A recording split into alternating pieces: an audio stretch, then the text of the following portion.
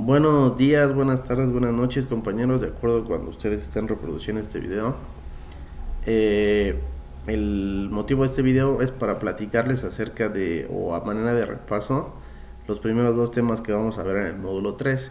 En este caso va a ser presente simple y presente continuo. Vamos a ver rápidamente las estructuras gramaticales de esto. Considero que están bastante sencillos, ya lo hemos visto en clase, pero vamos a hacer a manera de repaso algo así, ¿sale? Entonces se los pongo en pantalla y vamos a ver primero presente simple. Bueno, lo primero que vamos a hablar de presente simple son sus usos. Los usos de presente simple es para describir hábitos, ya los habíamos platicado, o describir personas, lugares o situaciones. Esos son los usos fundamentales de presente simple. Lo vemos comúnmente, sí, no tan comúnmente como otro, porque pues realmente en inglés se utiliza, pero únicamente para esas dos situaciones, ¿sale?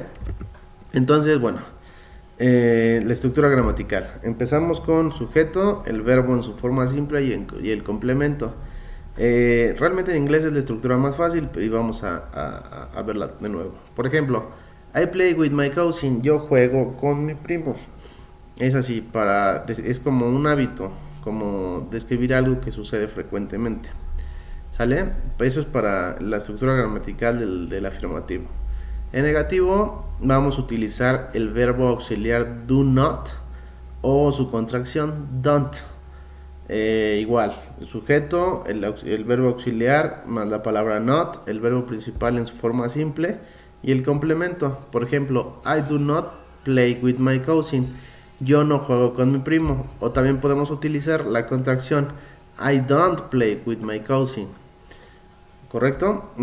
Para las preguntas, para las oraciones en interrogación, vamos a empezar ahora con el auxiliar. Acuérdense que siempre para las preguntas, si existiera un question word, que son unas palabras que utilizamos para preguntar cosas en específico, quién, cuál, dónde, por qué, etcétera, vamos a ponerlo primero, pero si no, vamos a empezar con el auxiliar. Por ejemplo, bueno, empezamos con el auxiliar, después el sujeto, después el verbo principal en su forma simple, el complemento y el question mark. Por ejemplo, do you play with your cousin? ¿Juegas con tu primo? ¿Sale? Se queda hasta ahí. También, por último, para presente simple les quería dar algunas recomendaciones. En este caso, si vemos o comúnmente nos damos cuenta que en la oración existen como las expresiones de tiempo. Por ejemplo, every day significa que es un hábito. También, por ejemplo, always, never, almost never, often, sometimes, es para describir hábitos. Entonces, cuando nosotros veamos comúnmente ese tipo de expresiones, vamos a estar platicando, vamos a entender que es algo expresado en presente simple, ¿sale? Con eso nos quedamos. Después, bueno, hasta ahí presente simple. Después vamos a hablar un poquito de presente continuo, ¿sale? Presente continuo o present continuous es para hablar de cosas, para principalmente dos cosas.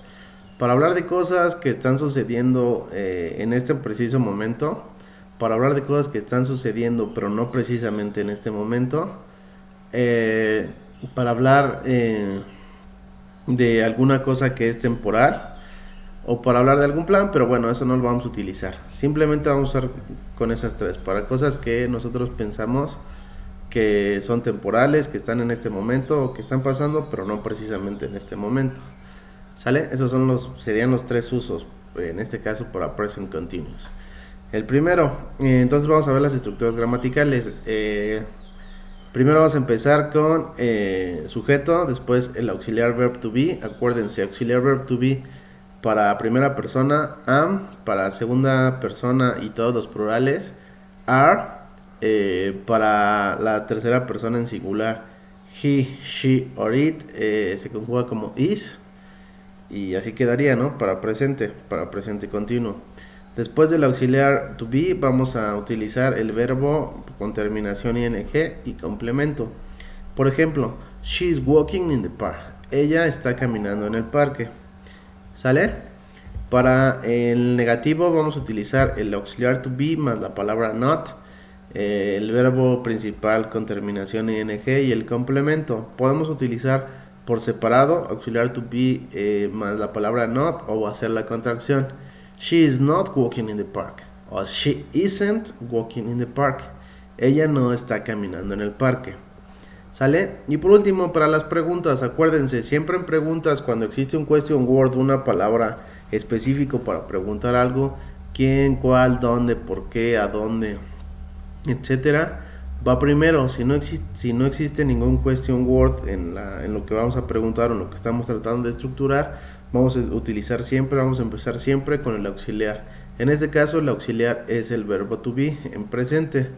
Después el sujeto, el verbo principal con terminación ing y el complemento, más obviamente el question word, ¿sale? Entonces, por ejemplo, aquí, is she walking in the park? Ella está caminando en el parque. Entonces, esas son las tres estructuras: afirmativo, negativo e interrogativo. También les quería yo platicar de algunos tips que se pueden para identificar o para saber qué es presente continuo. En este caso, pues si termina el verbo principal con terminación ing y está el auxiliar to be ahí en presente, estamos hablando de presente continuo. También hay algunas expresiones que podemos utilizar o se utilizan frecuentemente con presente continuo. Por ejemplo, right now, en este momento, ¿sale? Justo en este instante. Entonces, para este tipo de cosas, cuando vemos pues esa expresión, estamos indicando que pues es presente continuo. ¿Sabe, compañeros? Entonces, con esto